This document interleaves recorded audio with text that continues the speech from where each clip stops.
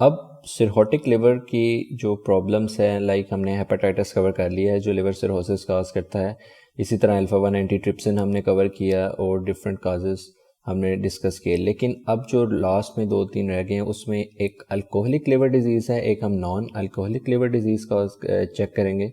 So first of all हम alcoholic liver disease से start करते हैं। हेपेटोसाइट्स डैमेज होते हैं अल्कोहल इनटेक की वजह से। अब फर्स्ट ऑफ ऑल जो है वो ये है कि एक यूनिट जो होता है उसमें 8 ग्राम से हम मेजर करते हैं, और नॉर्मली जो रिकमेंडेड डोज है वो ये है कि 14 units per week for women और 21 units per week for man. लेकिन डोज और लिवर डैमेज से इतना रिलेशन नहीं है। रिस्क फैक्टर्स जब हम देखते हैं तो drinking pattern, as I said के डोज और लिवर डैमेज से इतना रिलेशन नहीं है। लेकिन जो लोग कॉन्टीन्यूस ड्रिंकिंग करते हैं वो मोर डैमेजिंग होती है एज कंपेयर टू इंटरमिटेंट जो ड्रिंकिंग करते हैं, क्योंकि जब इंटरमिटेंट होगा तो उसमें मोर रिकवरी का टाइम मिल जाएगा लिवर को। ओके नेक्स्ट थिंग जो है वो है gender. Women have less means के tolerance to alcohol, so women are affected more. Genetically suspecting होते हैं कुछ लोग, तो अल्कोहलिक लिवर डिजीज़ उनमें जल्दी डेवलप हो जाती है। इसमें जो है एक नाम याद करने वाला है वो है एडिपोन्यूट्रिन। इसका रोल पाया जाता है अल्कोहलिक लिवर डिजीज़ में, लेकिन इसको इतनी डिटेल में करने की ज़रूरत नहीं है। Fourth factor is nutrition. अब न्यूट्रिशन में होता है कि अल्कोहल इनटेक की वजह से जो है वो वेट गेन हो जाता है, या ओवरऑल वेट गेन वाले लोग भी, उनमें भी अल्कोहलिक लिवर डिजीज़ जल्दी डेवलप होती है।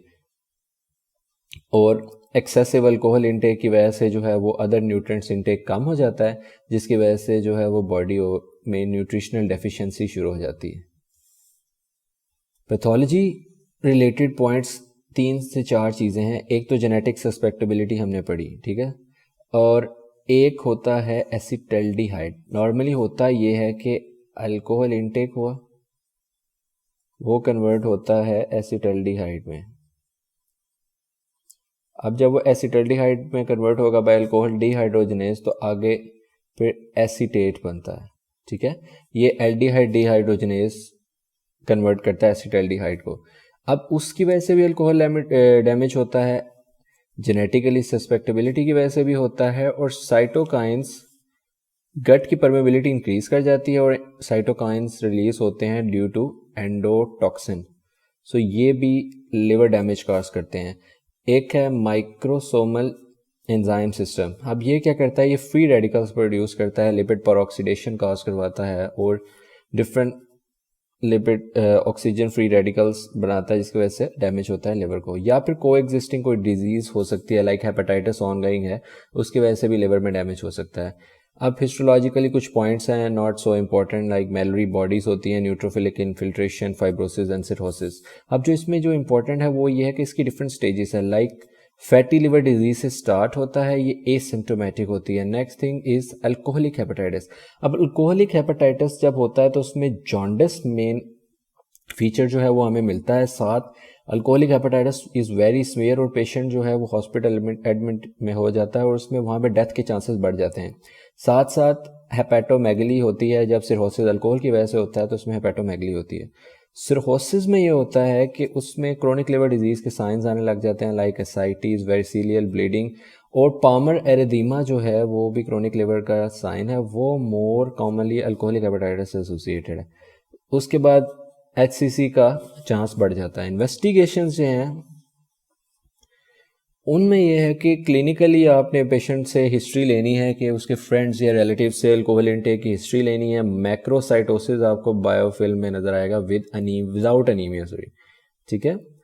और GGT इंक्रीज करेगा। साथ AST will be greater than ALT। अगर ALT ज़्यादा हो तो it's more commonly due to the viral hepatitis.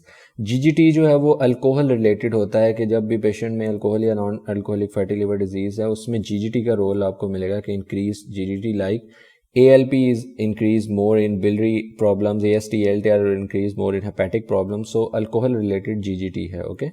Now last में होगा लिवर बायोप्सी। अब लिवर बायोप्सी में आपको हेपेटोसाइट्स, फैटी हेपेटोसाइट्स मिलेंगे। अब दो स्कोर्स हैं प्रोग्नोस्टिक मेजर करने के लिए, एक मेड्रिक स्कोर है, ग्लास्को स्कोर है। जो मेड्रिक स्कोर है उसमें डिस्क्रिमिनेंट फंक्शन हम मेजर करते हैं प्रोथ्रोम्बिन टाइम से और बिलीरुबिन को, इनको हम 4.6 से मल्टीप्लाई करते हैं। ये आप ऐसे याद ना करें, बस याद रखें कि मेड्रिक स्कोर अगर 32 से ओवर होगा तो एक प्रोग्नोस्टिक फैक्टर पुअर होगा।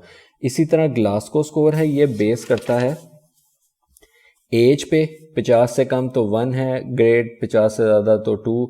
इसी तरह यूरिया मिलीग्राम पर डेसीलीटर, 14 से कम 14 से ज़्यादा। WBC नॉर्मली होते हैं 15 to 10⁹, तो अगर उससे कम है तो 1 है और 2 माइल्ड, इससे मॉडरेट ग्रेड्स होंगे।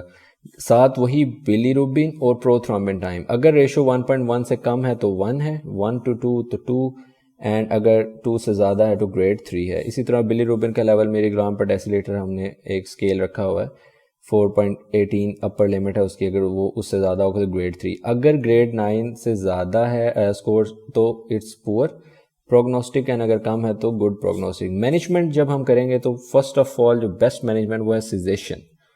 साथ अल्कोहल जब विड्रॉल होगा या उसकी डिपेंडेंसी होगी तो सिजेशन करवाएंगे, तो उसको ट्रीट करने के लिए हम ड्रग्स यूज़ करेंगे, वो हम साइकेट्री में डिस्कस करेंगे।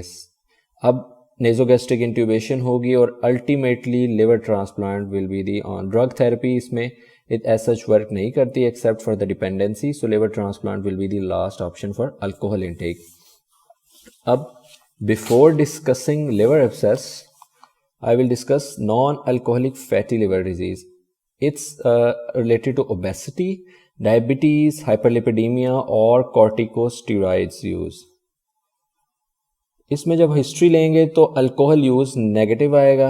इन्वेस्टिगेशंस में लिवर बायोप्सी इसका गोल्ड स्टैंडर्ड है, उसमें फैटी चेंज आएगा माइक्रोवेसिकुलर, ठीक है। इमेजिंग में भी आपको फैटी चेंज ऑफ लिवर नज़र आएगा। ट्रीटमेंट वही है कि ओबेसिटी और फैट की वजह से है, so exercise, diet, weight loss करवाएंगे। विटामिन ई ये भी फैट ऑक्सीडेशन से रिलेट है इसका फंक्शन। साथ डायबिटिक है तो डायबिटिक ड्रग्स देंगे और लिपिडीमिया को ट्रीट करने के लिए स्टेटिन्स देंगे। सो ये भी एक scenario non alcoholic fatty liver disease का पास पेपर में है, हम उसको भी डिस्कस कर लेंगे। लास्ट में है वो है लिवर एब्सेस। लिवर एब्सेस एक सेपरेट टॉपिक है। अब ये दो किस्म की होती हैं, या पायोजेनिक या हार्टेड या अमीबिक। हार्टेड अमीबिक हम इन्फेक्शस डिजीज़ में डिस्कस करेंगे, पायोजेनिक हम सुपरफिशियली डिस्कस कर लेते हैं कि ये कोलेंजाइटिस की वजह से भी हो सकती है, डायरेक्ट एक्सटेंशन या फिर हेमेटोजेनस स्प्रेड हो सकता है लाइक थ्रू हेपेटिक आर्टरी या पोर्टल वेन, ट्रॉमा हो सकता है।